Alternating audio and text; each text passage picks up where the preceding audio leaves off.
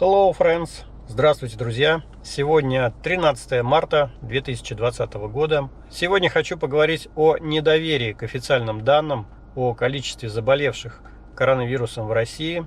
Эти данные публикуют российские СМИ, соответственно, их выдает российское правительство. Поехали! Сейчас я зачитаю, что КамАЗ работает громче, чем я не знаю что, чем самолет. Так, со второй попытки. Зачитываю новость. 4 новых случая коронавируса зафиксировано в Москве. Это причем новость была опубликована еще вчера. Сегодня она так и висит. 3 пациентов вернулись в Москву тем же рейсом из Италии, что и 2 ранее заболевших. Вот, пробы у них были взяты. Ну, вроде бы ничего страшного. Всего 4 человека, и то из тех самых давно прилетевших из Италии. А вот фотография, которую мне прислал знакомый. Это в соседнем офисе пришли врачи за заболевшей женщиной, которая также приехала из Италии. И вроде как она успела заразить 6 человек. Вопрос, что она делала в офисе на работе? В общем, всех увезли в больницы. Не знаю, к сожалению, пока от него нет другой информации, подтвердили у всех 6 коронавирус или нет, непонятно. Но, тем не менее, уже где вероятность того, что в новостях писали именно об этом же случае? Я, например, в этом не уверен. И немножко разница в сообщении. Но это еще не все слухи. К сожалению, конечно, у меня нет фотографий, подтверждающих данные события. Но в одной из московских областей детские садики все находятся на карантине.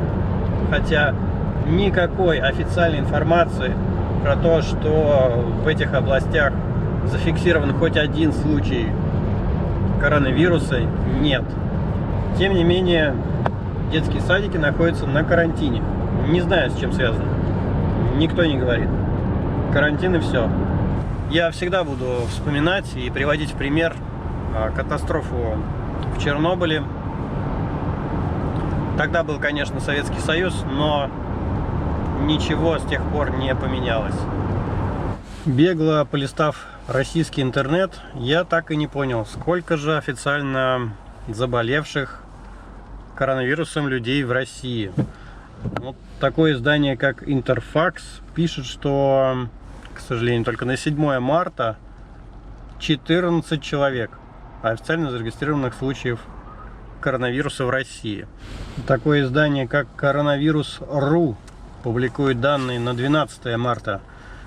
Количество зараженных в Москве 16, в Санкт-Петербурге 2, в Московской области 3, выздоровевших в Москве 1. Вот в Казани, интересно, 3 заболевших, 3 выздоровевших. Отличная статистика. Но, может быть, оно так и есть на самом деле. И я искренне рад за тех людей, кто действительно смог выздороветь. Где они берут информацию, непонятно. Боюсь, что и нет такой информации. Скорее всего, та лаборатория, которая делает анализы и подтверждает коронавирус, все данные засекречивает. Ну, а дальше уже кто имеет к ним доступ, тот и выдает некую статистику, которую считает нужным. И добавим к этому, что, скорее всего, не все обращаются к врачу, и не у всех могут взять анализ. Поскольку лаборатория это всего одна, ну, может быть, 2. В Таганроге, в Таганроге испытали самолет ракетоносец Ту-95МС. Интересно, где его испытали? На стенде или макетом в воздухе поводили так? Скорее всего, именно так его испытали. Да, вот пуск ракеты Протон-М перенесен из-за некачественных комплектующих.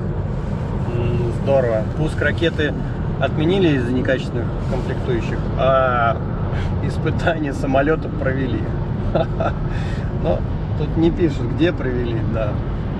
После прохождения всех необходимых испытаний самолет будет передан экипажу дальней авиации. Вот такие новости всегда весело и забавно читать. Про то, как испытали какой-то новый самолет, который будет передан там кому-то.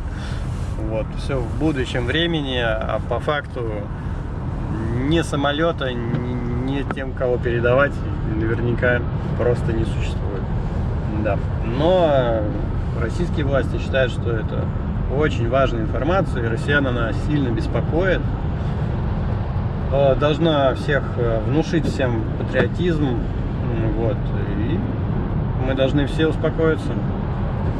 А лучше пойдем в магазин, посмотрим, что там происходит. Wow.